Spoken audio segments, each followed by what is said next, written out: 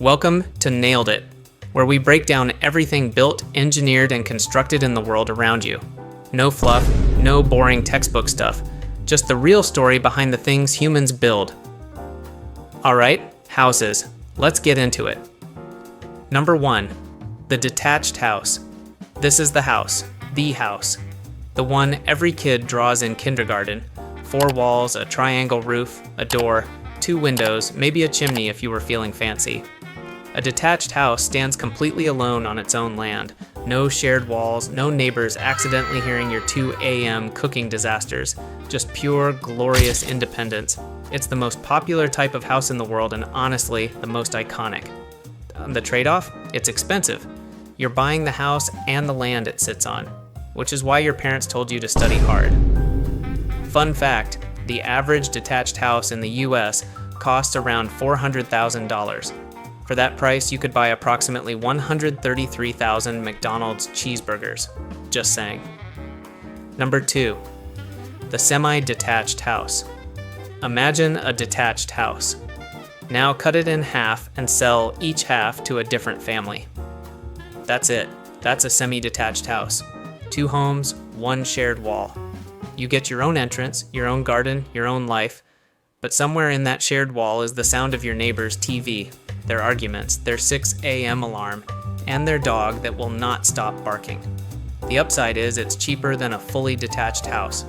The downside is you will know your neighbor's entire life story whether you want to or not. Engineers actually love this design because that shared wall, called a party wall, provides extra structural support and insulation for both homes.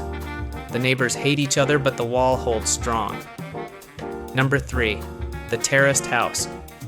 What if we took the semi-detached concept and just kept going? Like really kept going. Enter the Terraced House, a continuous row of identical homes all joined together sharing walls on both sides. You have 1 neighbor on the left, 1 on the right, and a very thin wall separating you from both of their life choices. This design became massively popular in Britain during the Industrial Revolution when cities needed to house thousands of workers as fast and cheaply as possible. Efficiency over everything. The result? Streets that look like someone copy-pasted the same house 40 times in a row. They're surprisingly strong structures though. Each house supports its neighbors and the whole row acts almost like one continuous building. Like a team that didn't choose each other. Number 4. The apartment. Humanity looked at land prices and said, fine, we'll go up instead. An apartment is a self-contained living unit inside a larger building. You get your own kitchen, bathroom, bedroom, but you share the building, the hallways, the elevator, and the thin ceiling between you and whoever lives above you. And that person above you? They always pace at midnight. Every apartment building in the world has this person. It's a law of nature. Apartments are engineering masterpieces though. A single apartment building can house hundreds of families on the footprint of just a few houses. It's one of the most efficient uses of land humans have ever designed.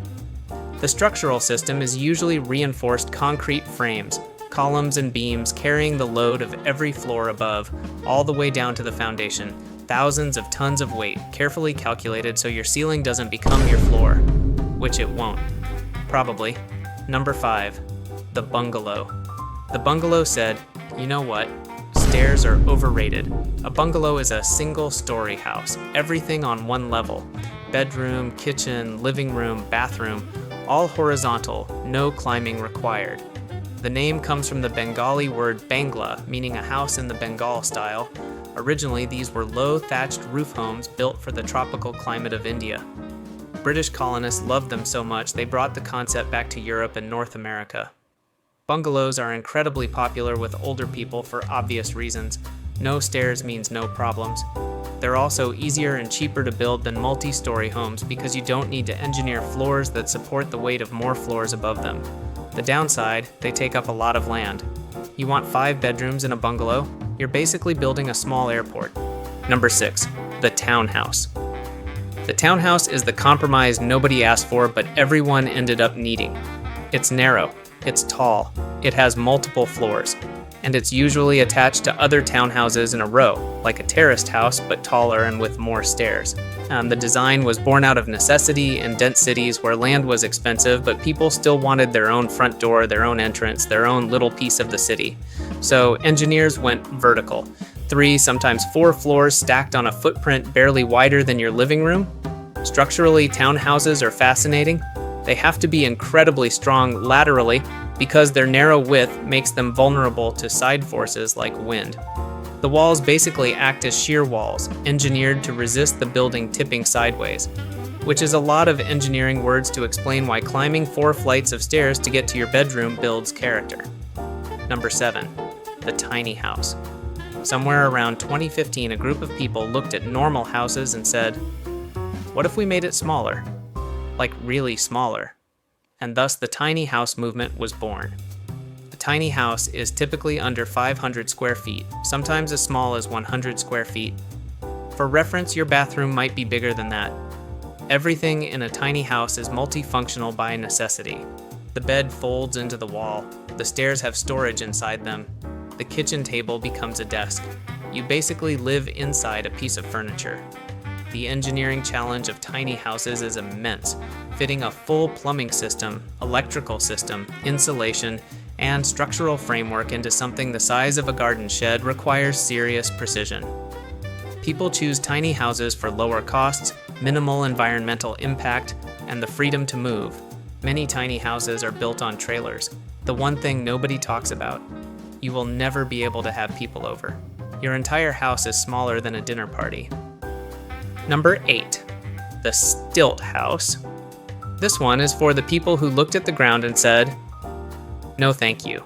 A stilt house is built elevated above the ground on wooden, concrete, or steel stilts. Sometimes a few feet up, sometimes several meters, sometimes directly over water. Humans have been building stilt houses for thousands of years. Ancient civilizations in Southeast Asia, Africa, and South America all developed this design independently because it solves a very specific problem: flooding. By raising the house above ground level, you remove it from the reach of floodwater, ground moisture, and in tropical regions, the insects and animals that would very much like to move in with you. The engineering principle is simple but brilliant.